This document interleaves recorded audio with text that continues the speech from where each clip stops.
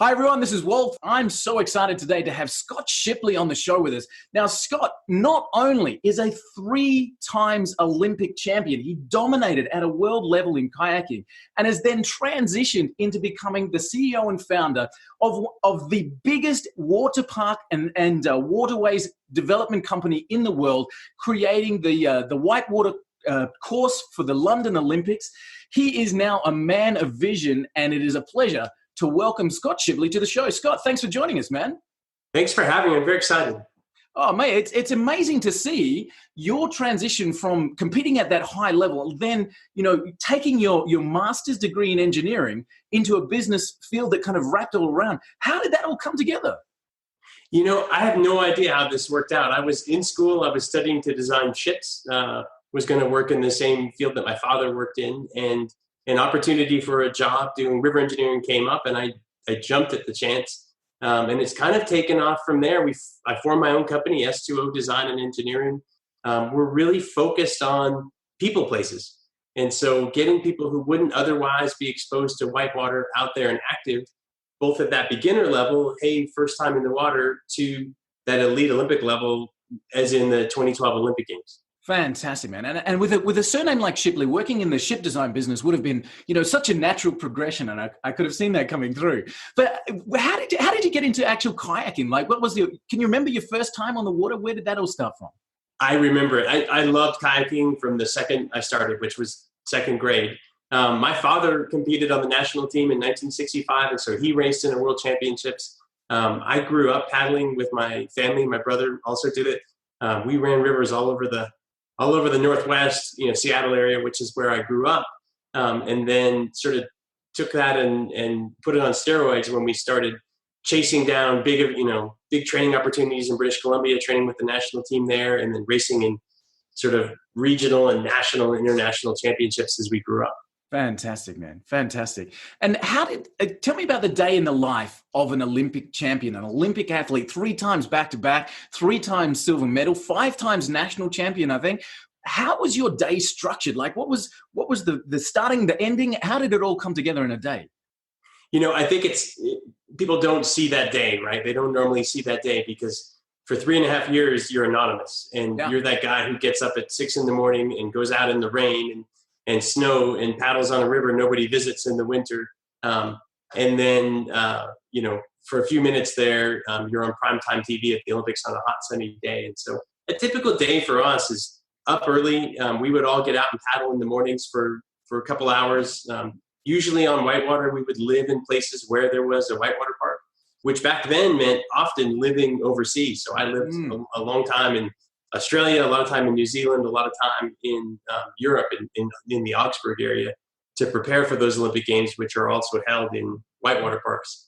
We would then recover during the midday, analyze video, work with the coaches on a plan for that second workout, and then get out again in the afternoon. And so we were on the water. We were in wet clothes probably 4.5 hours a day. So So there was a lot of time put in that prep.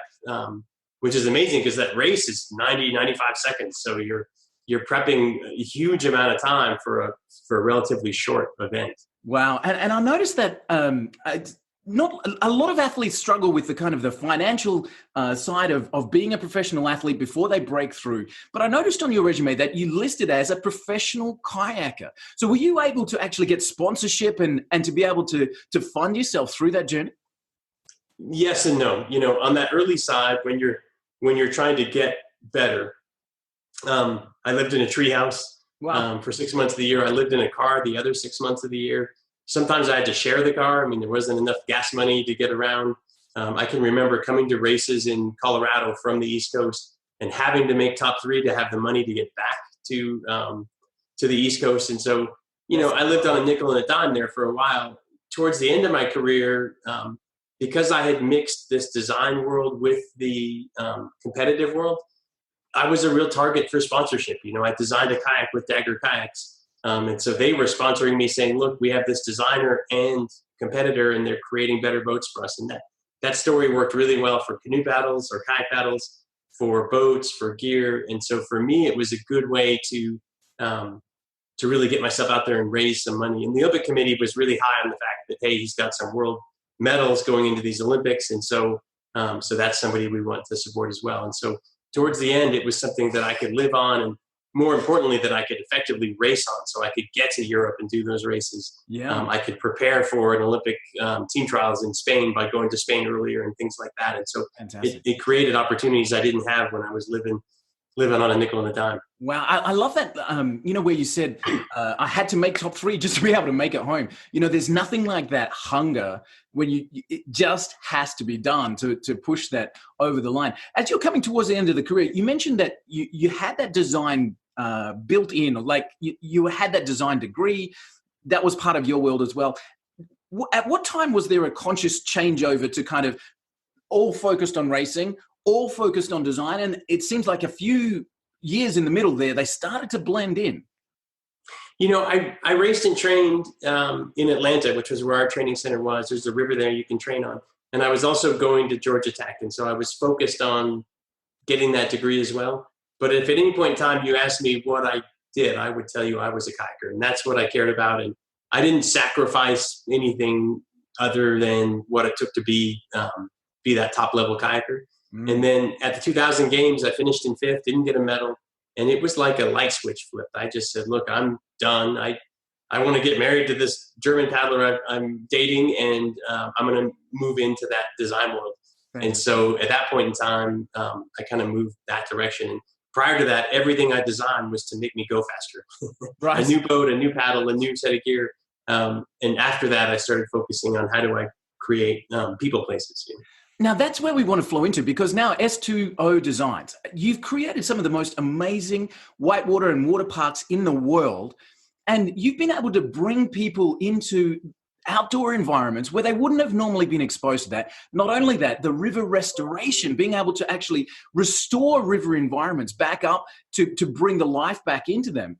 I know you're fresh back from the opening in Fort Collins. What's been the biggest project that you've done so far? That's a good question. We're working right now on the biggest projects that we've ever done. We've got 3 right now that are kind of in the hopper and getting started. We're not allowed to talk about any of them. They're all under non-disclosure. The biggest one we could talk about is the US National Whitewater Center in Charlotte, North Carolina. Yeah. It's a very different project than the one we just opened in Fort Collins. But it's a pumped whitewater park. It runs any day of the year that you want to turn those pumps on. It is the focal point. Instead of calling it a whitewater park, we call it an outdoor adventure park. It's got 30 different activities you can do. And so everything from running in a 5K to paddling on flat water to ropes courses and zip lines. There's a conference center. There's team building. There's swiftwater rescue training.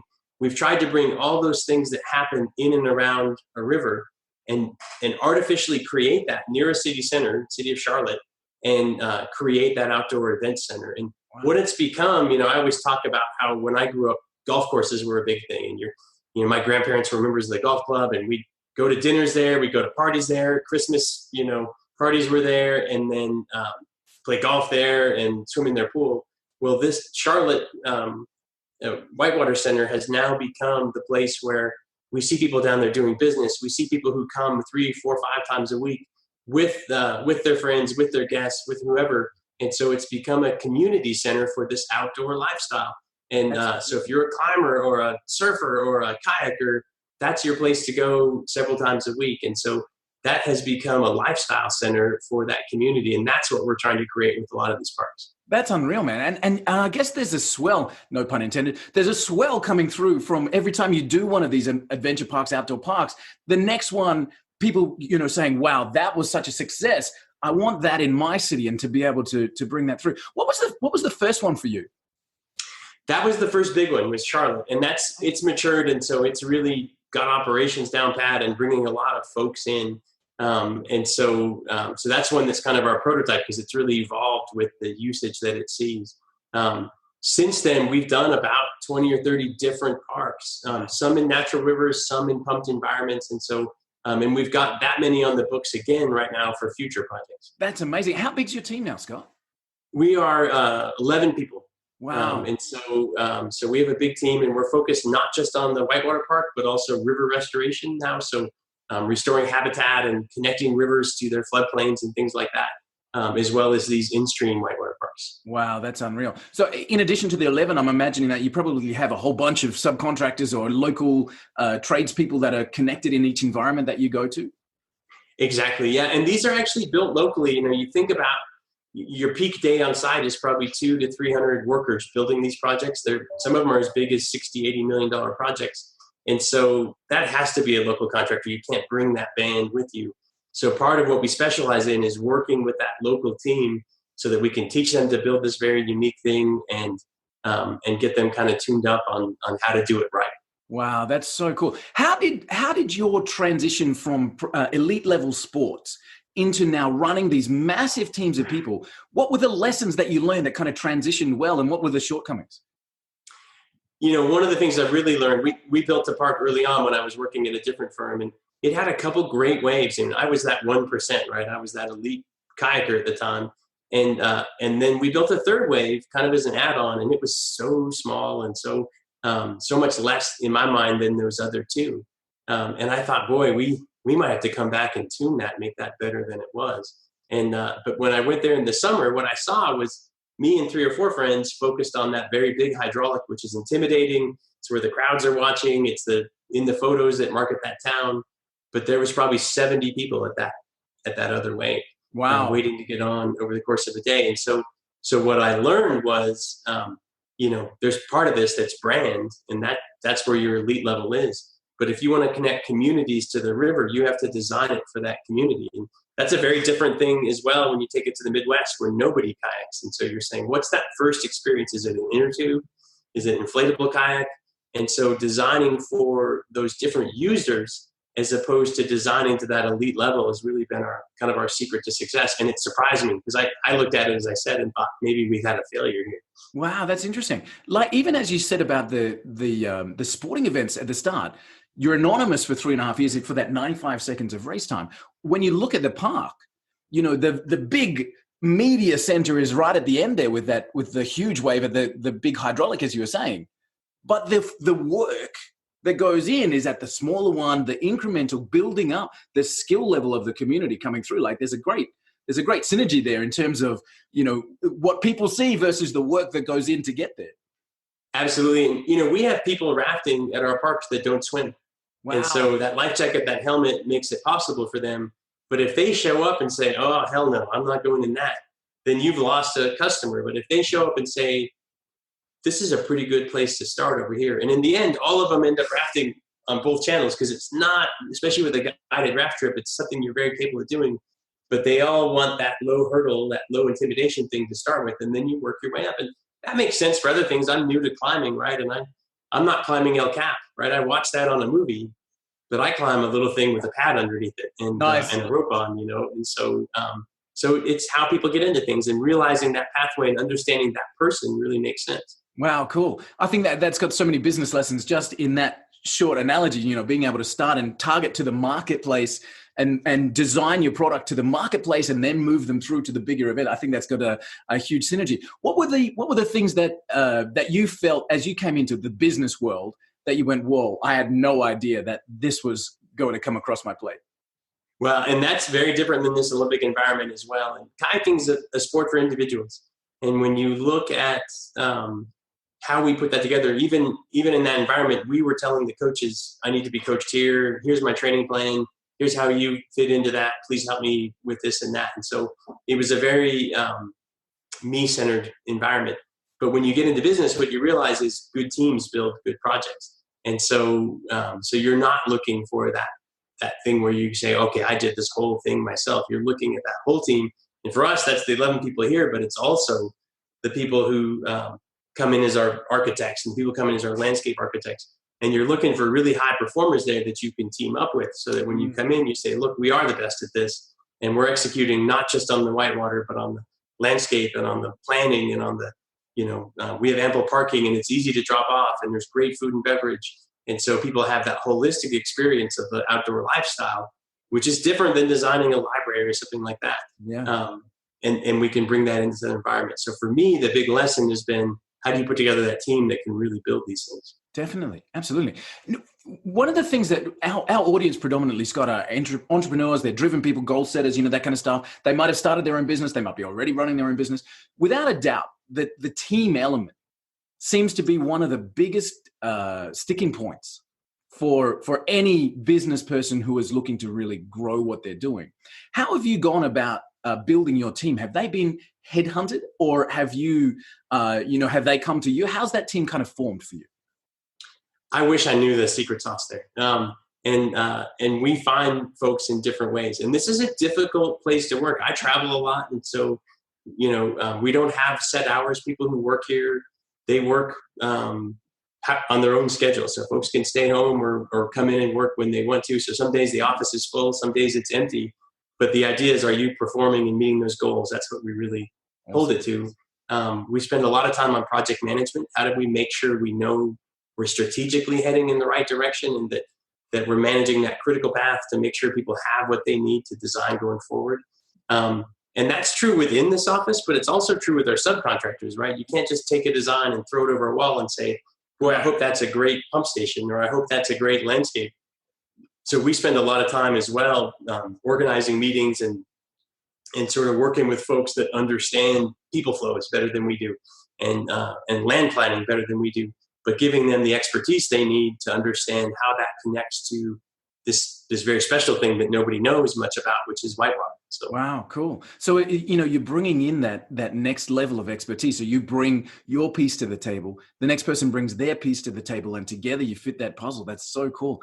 Do you think one of the things that you mentioned before in your training routine was that you would hit the water early, videotape that session, the middle of the day was spent reviewing that video, and then the afternoon was implementing improvements into that technique? Do you find that maybe it's not a daily, twice execute middle review, but do you find that same flow with the park design, with the river restoration projects, that you initiate a step, you review, and then you modify as you go on? Does that fit in the same model? It does. I mean, this idea in school, you call it continuous improvement, right? How do you continuously improve the things you do? And so for us, a lot of that is just setting in place standard things that we do. What does that project folder look like so we can all get in there efficiently? What do those final deliverables look like? And can we plan that from the start? Cool. Starting to put in these processes that take the lessons learned on one project and bring it to the next, and then keeping that as a living document so that on the next project, if you go, that was a nice try, but I need to do better, you can make those changes. And so for us, a lot of that's processes. Every project for us, though, seems to be different, and so, and I don't know, designing a pickup truck or something, if that's the same iteration again and again, or each one feels like a new thing. But for us, they all feel like new things. And so one of the things we've learned is not to assume. We need to go back to those basics. Who's going to use this part? Why is it different that it's in Indiana versus Colorado or things like that? And so for us, a lot of it is trying to predict what those differences are and how they affect our design. I love that, mate. And again, taking that as a wider lesson from a business point of view, coming back again to saying, who's our market? How are they going to use my product? What's the best way to deliver that experience? And then, review, reiterate, etc., to keep that fresh. It's absolutely cool. Scott, with before we hit record, you were telling me about the Fort Collins opening, and I love that story. So I really want to drill into that for a second. But just before I do, tell me about the day that you got the phone call to do the 2012 London Olympic Park. That was a crazy one because another team had started that project and we were brought in to finish that project. And so it started to be a lot of questions that came in about, are you out there? Are you available? Can we do this? And then one way to redo the design or reevaluate the design is to rebid the project as design build. And so we helped a contractor bid the project, saying that we would do the design side, and we won that contract. And so that was amazing for us, partially because we'd agreed to do a lot of that work on spec. We hoped we would get it, but we put a lot of work into that design build proposal. And so it was a relief on several fronts. But for me, because that's my background, it's a very special thing to be involved in an Olympic project. I loved doing it. It's so much red tape, but it's a wonderful thing to be a part of. And then to to see that in action and go watch that Olympic Games on the channel you built is just amazing. Did you get to run it?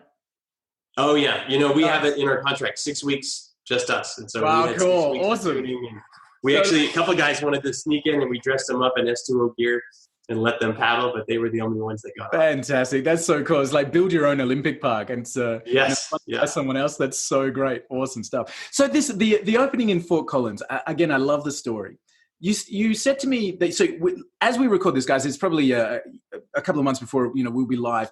But as we record this, Scott has just got back from the Fort Collins opening. And it's early October as we're recording this. Scott, you were worried about opening the park in this kind of season. Most of our parks try and open for that springtime season. And this one, for a number of reasons, we needed to let the grass grow in over the summer and a lot of the things that sort of allow a park to be completed. And so this had an October opening. And for a whitewater park, that's the time of year in Colorado when people are thinking about skiing. They don't want to go outside and get wet. The water's typically lower. And so I thought, well, it'll be good to go up and shake everybody's hand because it was a great project to work together on. But I thought it might be me and sort of the 8 or 9 guys who led each of the design teams, and that would be it. And in the end, there were thousands of people. I mean, it was literally chock full of boaters in the water. When I got off the water and I got changed and wanted to run up to the ribbon opening last second, I couldn't cross the bridge. They had shut the bridge down because the plaza had filled up, this huge plaza with so many people that they couldn't let more people in. And so it was a pleasant surprise and a wonderful celebration. So. How much of a buzz is that for you? Like to be able to have that project, you were there at the ribbon cutting ceremony and there was so many people that you couldn't get to the ribbon because that bridge was packed out so hard. Like how was your feeling? You must have just been on top of the moon.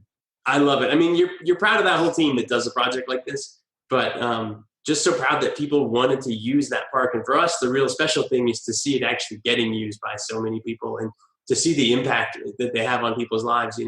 We had designed in handicap ramps to the project. And that's something that in the past hasn't been a requirement. It's an extreme sport but we've decided just to commit ourselves to that on our projects. We're going to have 80 accessible ramps to the water everywhere that we work. And then on my first run down the course, a guy swam behind me, flipped over his boat, didn't flip it back up. He was in the water. And so I did a little rescue, pushed his boat to the side, and it was pretty clear he could swim to shore, but it took a while for him to get over, and then at some point he was just sitting there in the water and it was cold. And at some point I said, hey, do you want me to get out and help you get out of the water? And he's like, no, I'm fine. I'm just attaching my leg. And I looked down and the guy had one leg and a prosthetic. And then once he got it all figured out, he was able to walk out of the water. But what an amazing experience. Wow. To see that in action on day one, run one. We had built this thing that already has a positive impact on the community in a way that it normally wouldn't. So that was wonderful. That's amazing. That's so cool, man. Well done. That's a really awesome story. Scott, then moving from the let's say the whitewater park, the adventure parks designing that you've done. And I want to come back to your patent in just a second. But moving away from that into the river restoration, how are those projects different? The goals and objectives are different. When we look at river restoration, we're starting to say, how does a river need to naturally function? And a lot of times it's flood mitigation that you're looking at. How do you protect life and property by using sort of a natural buffer there? And I think all of us have heard a lot about that in recent years. And then as well, how do you connect the fish habitat? There's some riparian species that literally won't cross a trail because they know they'll get eaten if they do. And so how do you get connected riparian habitat up both banks, or at least one bank, so that these species can move up and down the waterway? How do you get that plant life back? And what's the native plant that you want so you don't have weeds out there that are growing, that are inhibiting that natural habitat? And so for us, we're going in and looking at these from a very holistic standpoint and saying, what's the best thing for the river? And then the sort of special sauce we bring to those is how do we add recreation into that? And so we'll do a whole river restoration, but we'll create the river access points, and maybe not a traditional whitewater park, but something that allows people to get out and experience that, whether it's in a canoe floating down or the river, or something similar to that. Wow, amazing. Have you had to, hit the books in terms of water biology and ecology and that kind of stuff? Have you had to learn a lot, or did you bring someone in with those skills? It's been a huge learning process for me, but the biggest part of that is bringing in the right people. And so we have those capabilities with regard to modeling, flow modeling and design and AutoCAD and all the things it takes to push those things out. But when it came to what kind of plant life goes in there, well, we brought in a specialist biologist. What's the geomorphology? Some of that we have on staff, but some of that we bring in as a specialist who's a specialist in fish habitat or a specialist in sediment transport or things like that, where we can make sure that whatever the problem is that got the project started is effectively addressed through this solution. Wow, so cool. Unreal. And so you've got 20 projects now on the books that you're actively working in. When do you get time to sleep? When do I get time to kayak is the problem. Yeah, right. One of the big problems of this job is as soon as we make whitewater, we go home. And so the big tragedy you don't get to play. Is the last time we get paid to show up is the first time we can go kayaking. Right. So. Damn it. So you've built this amazing center and they're like, okay, guys, I got to go. Like, I'm off to the next one. And you're looking at the water, you're looking at the runs that you've built going, man, I just want to float down this thing just for a few more days. Now, I know you're heading up to play tomorrow. When we were setting up our appointment, guys, when you're watching this and listening, I've been chasing this interview with Scott for ages because I've been fascinated by the story. And Scott said to me in a reply email, I can do this day, but I can't do tomorrow because I'm off to play. So tomorrow you're off into the mountains. You've got some climbing or kayaking tomorrow. Well, hopefully skiing. Cool. The snow is on its way, but we're headed up to do some mountain biking and climb a 14er. So my kids are really into this mountaineering thing, and so we're doing some of that. And it's near one of the whitewater parks, and so I've been kind of suggesting that to the kids, but they seem to have fallen a bit far from the tree, those kids. Oh, no. Okay. So they go, yeah, sure. That's fine for you, Dad, but we hear enough about it. We just want to hit the trails.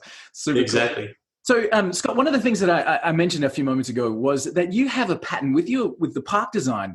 You created the rapid blocks, which is a movable rapid system so that you can I kind of dynamically change a park and its runs. How did you go in terms of the patent process? Because I think that's a fascinating thing.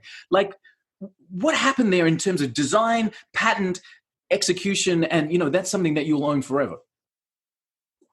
It's a good question. And really the interesting part of that story is how we got started.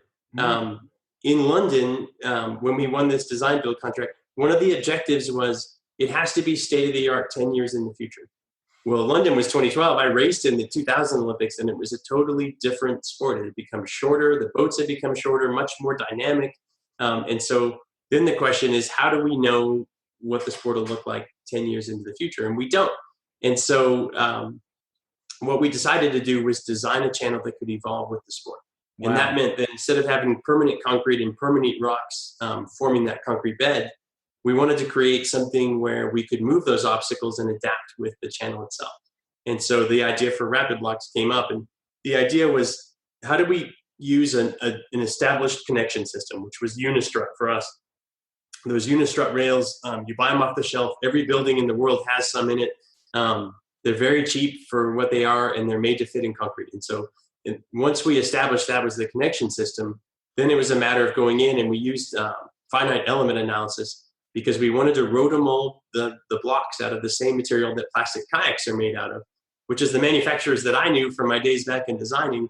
So we went back to the Dagger Kayak Company, who I'd made kayaks for, and we work with them and this FEA software to create a stiff enough obstacle that you could put it out there and robust enough, put it out there in this very erosive, very powerful environment and have it stay. And so that's where the rapid blocks came from. Wow, so cool. Again, I like to take that commentary and look at it from a business lesson. And when you look at that and say, okay, one of the things we needed to do was design our project today to be dynamic enough to be adaptable for what the project might look like in 10 years' time. And from a business perspective, we say, okay, wow, that's an incredible way of thinking. Instead of let's produce something, it's let's produce something that has the ability to be flexible as the world around it changes. I think that's super cool. And it was a wake-up call. My business partner in that, Andy Laird, who's a British engineer, both of us looked at it as a great way to get something adjustable that does the same thing. Yeah. And then when we built London and we started to tune it, and we would just move a single block out of 1,300 blocks, we would move a single block, and it would just completely changed the whitewater in that section of the river. Wow. There was this huge aha moment that not only had we replicated what we needed to replicate, it was something better. Now we could tune the whitewater to exactly what the Olympics wanted, or tune the whitewater to that same course, tune it so it's good for rafting after the Olympics, and they have this legacy operation. And that was our aha moment where we said, look, this has gone from more of the same to something totally amazing. And even we didn't see that coming.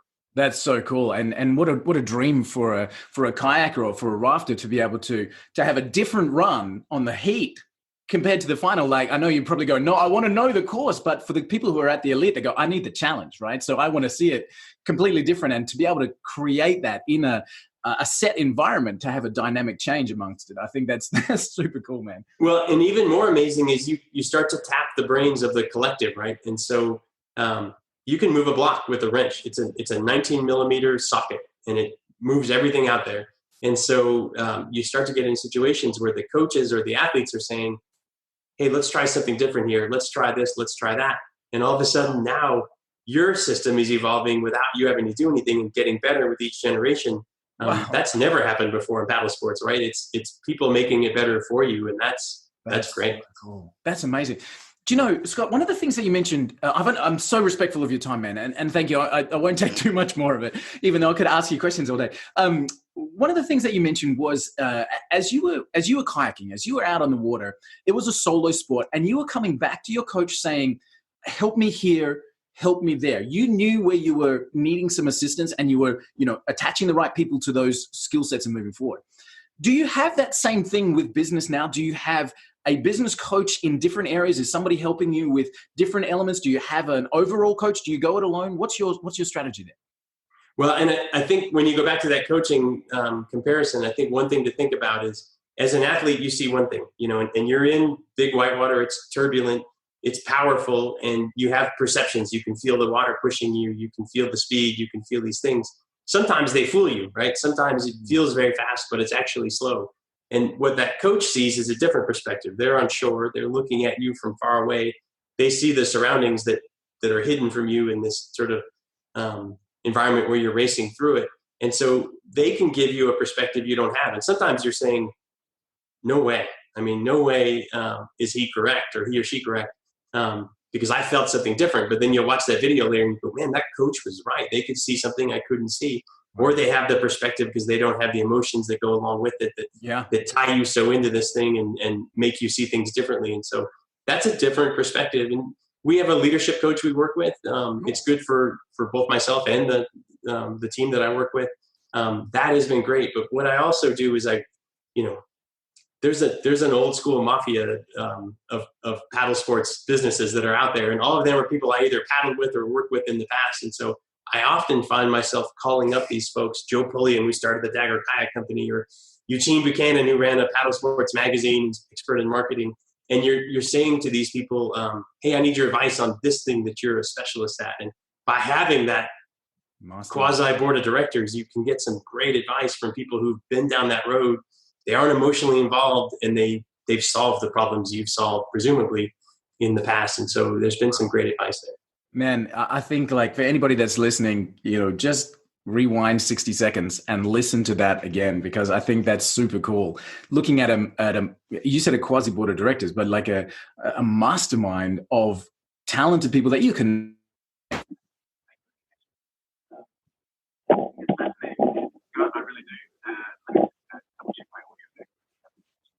That came up that my audio would change, so I'll flick that back. Scott, again, thank you so much for the time. Just a couple of questions left. Let me see. Have you got my sound back again, Scott? Yeah, I do. Thanks. Yeah, I had a message pop up there. I don't know what happened there. So you were talking about advice from this quasi board of directors. Tell me something. If you had the opportunity to give yourself advice 20 years ago, knowing what you know now about business, about S2O designs, about how things have played out, what advice would you give yourself 20 years ago to make that journey more accessible, to make it better? What would you do differently if you had that time again? I don't know the answer to that. And I ran into this. We started a second company here that does ecology out of the same office, and I'm business partners with Heather Houston, who's an expert in that field.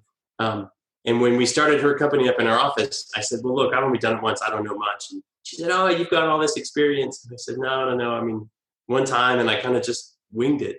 But then I found as we went through it, I was constantly giving advice. Well, here's how you want to do your website. Here's how you want to do.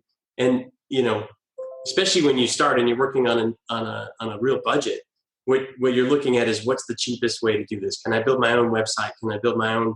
And what you learn later is there's places to save money and places where you're really effective. And in those effective places, you need professional help that's going to really leverage that. Your website needs to be amazing. So I don't know what advice I would give to young Scott Shipley, but I do know that I wish I'd reached out more along the way and just said, look, help me set this up, help me get going. The other thing I'll say is building that team around you is important, and having the right team and the right people who help you move the projects forward and help that team move the projects forward has been very important. And so finding those people and grabbing onto that has been a key part of this. Wow. Again, man, I think like the lesson encapsulated there. Kayaking may be a solo sport, but there's still a team of people that can advise on the different things from a different perspective because they have the expertise from shore. And we take that into a business world and we say, you know what, entrepreneurialism is a solo sport. It's what we do when we wake up and we get into that groove. But assembling that team, that group of experts, that person who has the onshore perspective can steer the company and the direction in such a powerful way. And if that's the lesson that we're getting from this interview with yourself, Scott, I'm super grateful for it, and I really appreciate it, man. I'll tell you what, I wish I could go back to that kayaker Scott Shipley and teach him that. Right. Okay. There were so many people that went by the wayside that you realize now would have been a great part of that team that we could have built. But I was so focused on I'm the lone wolf on this. And you realize that team environment, especially in sports, even in individual sport, brings so much more to your ability to succeed. And I wish I'd known that way back then. Wow, that's an interesting one, because I think we feel like sometimes as we're going through whatever it is that we're going through, we're so head down. We're so focused on, I need to get this done. Somebody comes by and says, hey, how about this? And you're like, don't talk to me. Like, I'm just, and to take that and say, hang on a second, just pause. Because that person from the shore perspective may just give you a tiny little twist that could change the whole direction of where you're going. That's super cool, man. Super valuable. Scott, have you were talking about lessons learned and that kind of stuff. Have there been any media, any podcasts, books, videos that you've tapped into in the business sense that's helped you along the way? Anything that you would say to somebody getting started, hey, read this book, this will really help you? I need to do more of that. I come in early, I leave late, and I haven't done a lot of that. And recently working with a leadership coach, he's like, here's the things you need to be investing time in right now. And so I need to do more of that. I have a friend who's actually a gold medalist that was a teammate in '92. He won those Olympics, and he does a little leadership podcast, Joe Jacoby. And I think it's called Morning Cup of Joe or something like that. And so for me, that's been a really positive influence, just to think about life in context, Very cool. Because part of what you're doing is building a company, but part of what you're doing is living a life. Yeah, and so balancing those two can be very important. Super cool. Scott, again, I'm going to let you go and hit the slopes and hopefully get some snow tomorrow when you get up there. What's next for you? You've got these 20 projects. What are the goals that you're setting them, and where will we see S2O Designs, in the future? What are the horizons?